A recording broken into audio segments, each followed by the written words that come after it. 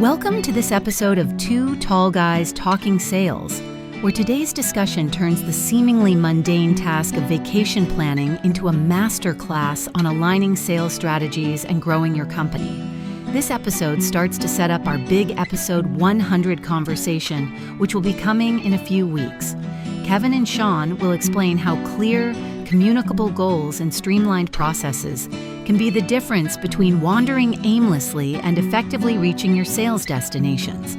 With these insights, you're equipped to transform your approach to sales just as meticulously as you would plan your perfect getaway.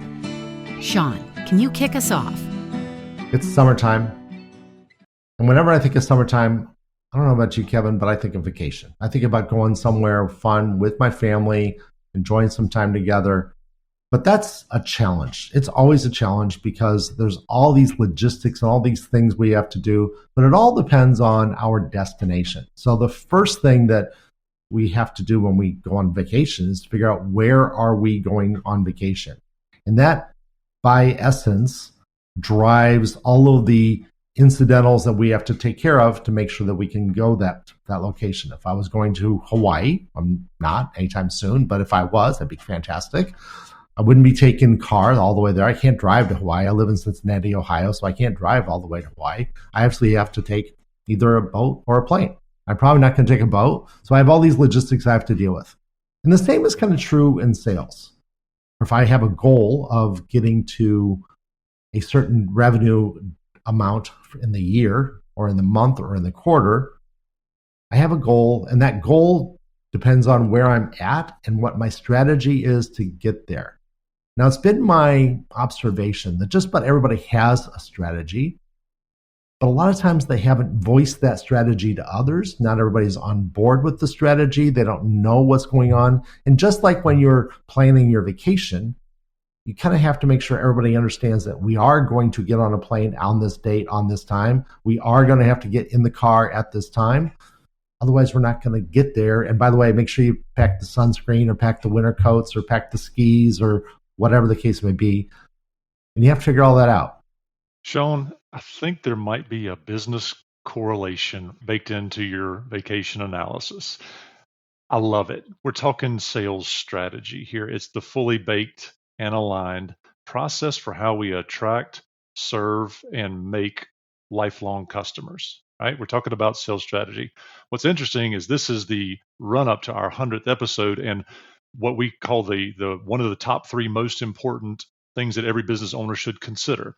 And what Sean did right there was he wove in not only the what, but the why.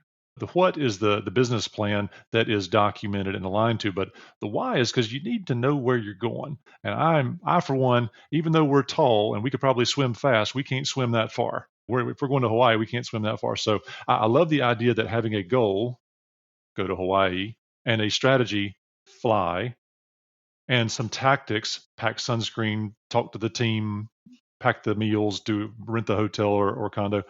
All these things are part of your vacation strategy.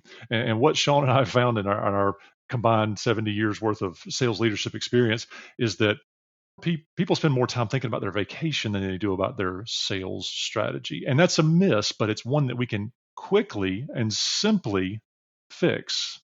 And that's why it's coming in the top 3 things that you as a business owner need to consider, or as a sales leader, you need to consider if it's not been considered. If you're a salesperson, you need to confirm that your thought about the strategy aligns with the corporate strategy. If you want to make some inroads with your boss, confirm your strategy with theirs and make sure they're in alignment. You'll make a friend and somebody will be your champion when you're not in the room.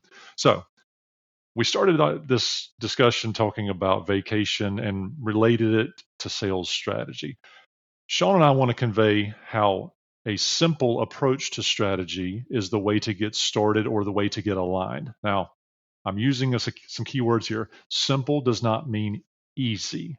Those words are not synonymous. Simple means the way you design it.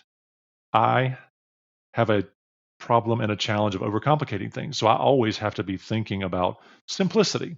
How do I make it simple? Simple to understand, simple to repeat, simple to measure, meaning data capture, simple to teach someone new, simple to course correct, simple for your customer and vendors to understand. So, in a nutshell, a strategy is where you're going, what you're doing to get there, how you're talking about it, who's talking about it for you, and what you're measuring along the way.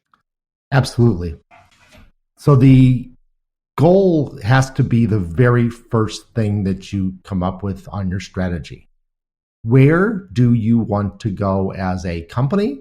Where do you want to go as a sales team? And if you're a salesperson, where do you want to get? And I think that that's really important. They all have to flow together. So the company goal, company strategy has to be first. And then we're going to work on the sales strategy. And then we're going to work on my individual salesperson strategy. They all have to align.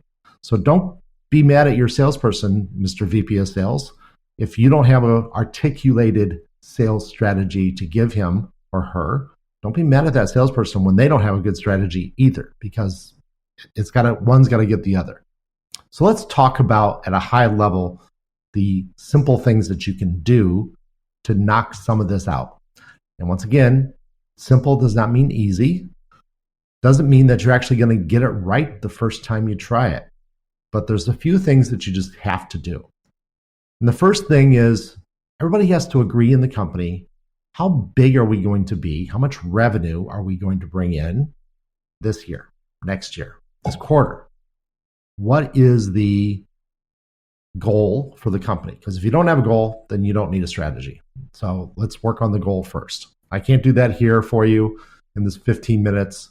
We just don't have time. Happy to do that one-on-one with you if you want to reach out to Kevin or I, and we can help you figure out how to create a goal for the company. The next step after that, after you figured out the goal, is to identify what kind of companies are we going to sell to? What kind of people are we going to sell to? And the people may be part of the companies or they may be individual processes. It's up to your company. But who is going to give us the money to achieve that goal? And what are we going to give them in return? And how are we going to deliver that? Now, the how we're going to deliver that, we're not going to talk about that at all because that's not part of sales. That's part of operations. But it is important for the goal. And that's why you got to start with that as well. If you can't grow 40% with your operations, then you can't ask your sales team to grow at 40% either. You're just setting yourself up for failure.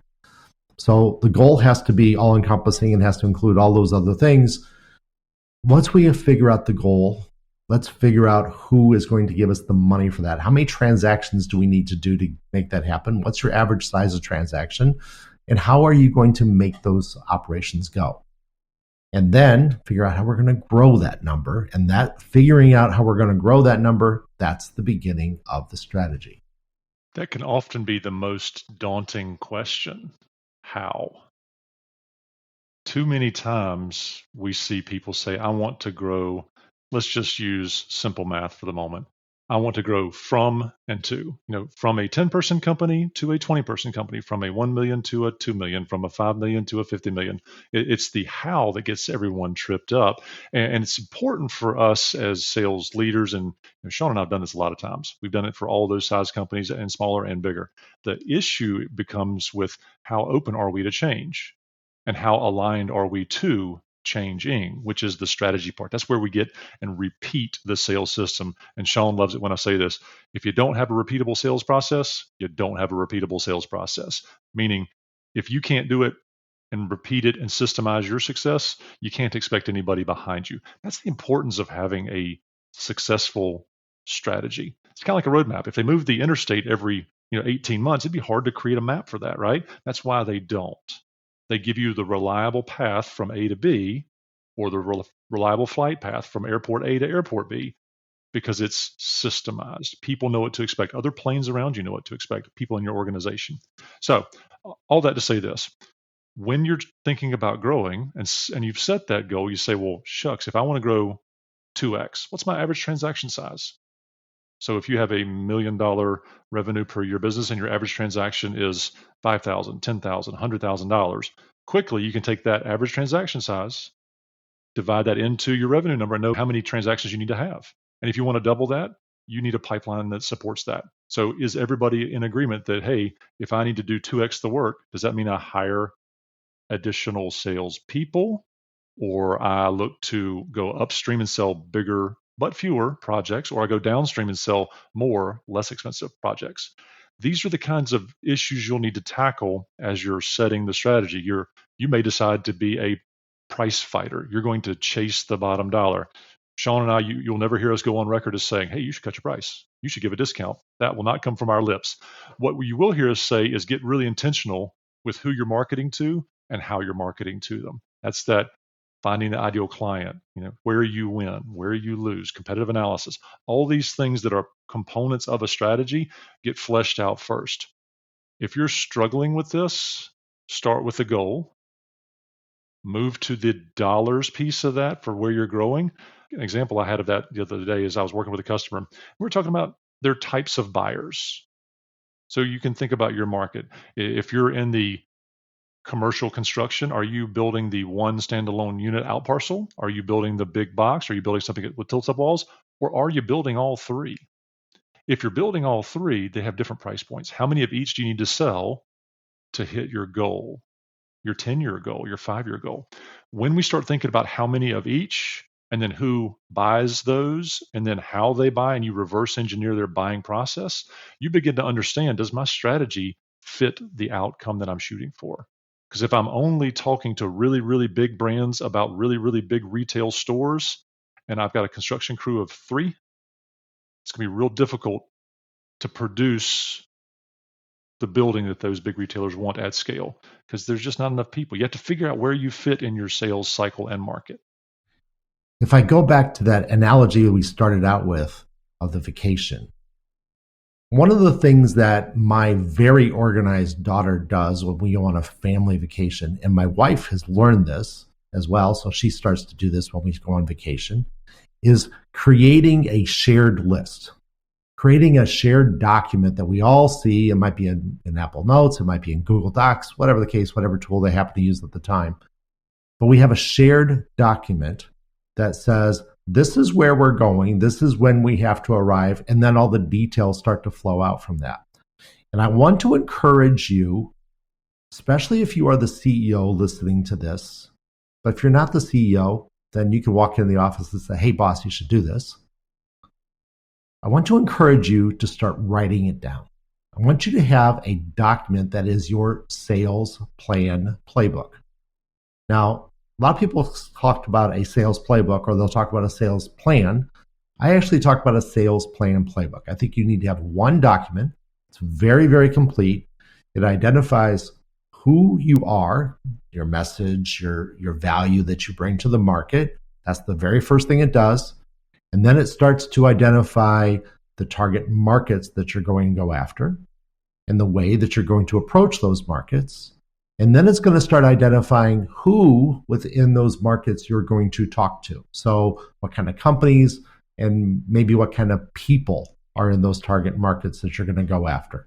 Titles, buyer personas, to use a marketing term. And then we're going to talk about, what are we going to say? Why are we going to say that to a person? What are we going to say to them? All of these things kind of come together. And finally, we get to messaging. How are we going to talk to them? What's the emails we're going to send? What's the sample message? That becomes your sales plan playbook. That becomes your strategy document on how you're going to go to market. Now, I talk about this because you need to write a strategy down, but I also talk about it because this is not a simple thing to do. But Kevin and I do this for our clients all the time. We are happy to help you with this process. We have tools to make it a lot easier for us to give to you, to make it a faster process that goes along really quickly. So I encourage you to say, can we do this ourselves? And if you can, take your ideas, put them down on paper, and start growing it. But also think about, gee, do I need some help? Do I need some advice? Do I need somebody that's been there and done that and taken all the skin knees and has made all the mistakes? If you do, reach out to Kevin, reach out to Sean. We'll be happy to help you. And we'll be happy to get you through your strategy phase, because once we're in the strategy phase, now we got to talk about people and we got to talk about process. But we're going to say that for another episode. We are now at the end of our 15 minutes here. I hope we helped you a little bit on the strategy as we approach our 100th episode of Two Tall Guys Talking Sales. Thank you very much. We'll see you next Tuesday. Please download our episode and subscribe on your favorite podcast player. What an enlightening episode with Sean and Kevin on Two Tall Guys Talking Sales. Today, they brilliantly unpacked how aligning your sales goals with operational capabilities, much like coordinating a vacation, can significantly streamline your sales efforts. They emphasize the importance of setting realistic expectations and ensuring that every layer of the organization is in sync, mirroring the careful planning required for a successful trip. If you need guidance on crafting a clear, attainable sales strategy or general advice on sales management and business growth, Sean and Kevin are just an email away. Check the show notes for their contact details. Dive deeper into the art of sales by subscribing to our podcast on your favorite player. Until next Tuesday at 4:30 p.m. Eastern Time, happy selling.